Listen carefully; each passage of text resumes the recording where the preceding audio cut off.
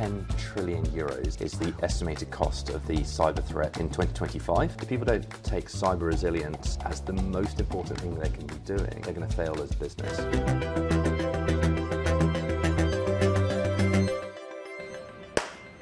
Welcome to The Big Question, the series from Euronews where we address some of the most important issues on the business agenda. Today I'm joined by James Hodge, the Chief Strategy Advisor for Europe at Splunk. So thank you very much for joining me today, James. Cybersecurity is a growing conversation and we're hearing lots of reports that the threat is getting bigger and bigger. But can you just put in perspective, how much of a problem is the cyber threat to the European economy? I think if you just look at it globally, it's a huge threat. €10 trillion is the estimated cost of the cyber threat in 2025. And by 2029, I think that's going to grow by 64%. It is, I think, one of the biggest topics of our time at the moment as we're going through this new digital boom. Can you just explain exactly what a cyber attack looks like? Everything is digital nowadays. So I think what a cyber attack really is someone has found a way into my infrastructure and either steal information from it, or they might go and block access to that or delete it.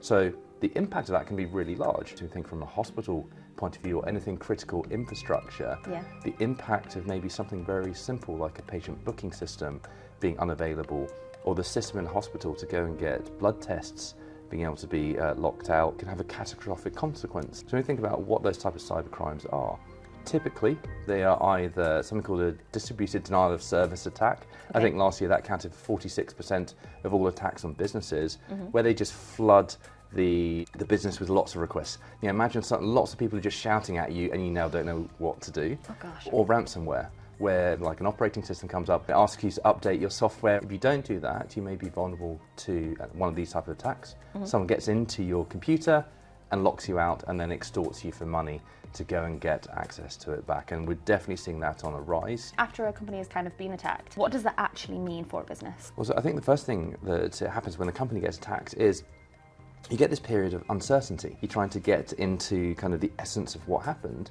Really what you have is failure. And failure starts to bring in doubt. So the next time you want to do some innovation, you want to roll out a new piece of software, you've always got it at the back of your mind, have we got this right? Have we protected it a bit more? And you start to stutter, you start to lose that pace of innovation.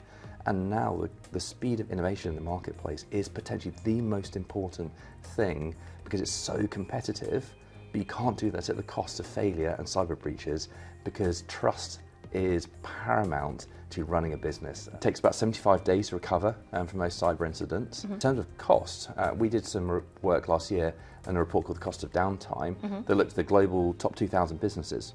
And on average, each business could attribute around €195 million of cost to downtime, €44 million of which was lost profit.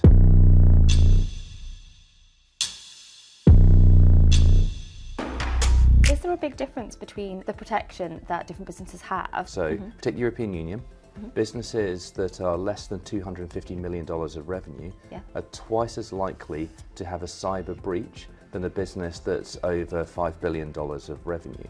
Wow. Why? Well, because actually businesses over $5 billion of revenue are really heavily investing in cyber protection, cyber best practices, whereas the businesses under 250 million might be much smaller, they might be on that meteoric rise as they're going through that innovation pace, so they haven't thought about it. So is there a greater knock-on effect of those businesses being at risk? Big corporations quite often look to the SME community to go and take that unique innovation and then start to embed that into what they do. So there's two knock-ons. One is we might end up having those big services provided by big corporations.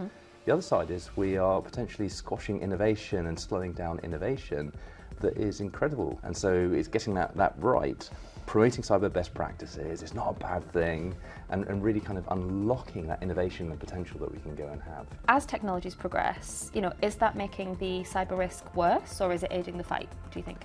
I think it is adding a huge amount of complexity. As we get more advances in technology, the opportunity to be creative, bring something new into the world, get first to market, really is exciting. If you think about technology today compared to 20 years ago, it's liberating is one word you could use for it, but it's also increasing your attack vectors, your surface of what could be attacked is going up so much more. What can be done to help reduce the risk for businesses and maybe reduce any gaps in the armour? So when a business thinks about risk, first thing they shouldn't be doing is thinking about technology. The favourite thing I like is pre-mortem, thinking about, okay, we're going to launch something, this is going to fail. Okay. How could it fail? And before, what we used to have would be a single department would go and think about it. It might have been IT, and then cyber might have thought about that later on, just before release. Okay. Whereas now it's much more of a cross-functional issue. We have legal, we have compliance, HR starting to get involved, sales, marketing, IT, cyber. So when a business starts to think about cybersecurity, they first should be thinking cross-functionally on what could go wrong, what is the impact of this, and let's plan for that failure.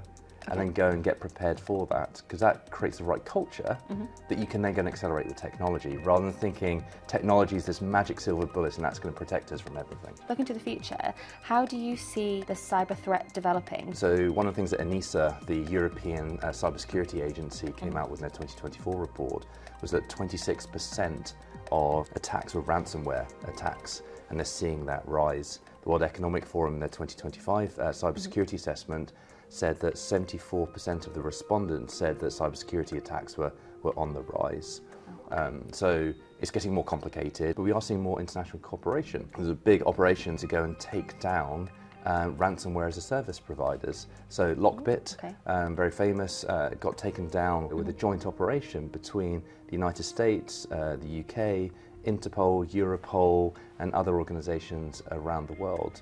So we're starting to see governments also see this as a competitive advantage to go and work together to be able to go and secure people as much as possible and go and set out as much best practices to go and combat that kind of race between cyber criminals and kind of the rest of the world. And finally, if companies don't address this issue, will the potential problem grow? What could be the impact for the European economy going forward? If people don't take cyber resilience, digital resilience, as the most important thing they can be doing, they're going to fail as a business. And if you think about 10 years ago, the pace of innovation to the pace of innovation today is just breathtaking, and those advances are only going to go and increase. At school, I was rubbish at art. I think my school art report said James enjoys art. A good conversation with ChatGPT, and I can create amazing ideas. So what it can do is incredible. Now apply that to the technology space, to what you can do with 3D printing. That is breathtaking. What we actually need is creative minds that can now work with technology. If we don't then think about the resilience of that, we're always going to be on the back foot, because we're always thinking about a protection agenda rather than a growth and an innovation agenda, because we've not thought about security by first principles. Thank you so much for your insights today. It's been fascinating. And thank you for joining me on The Big Question. Thank you very much.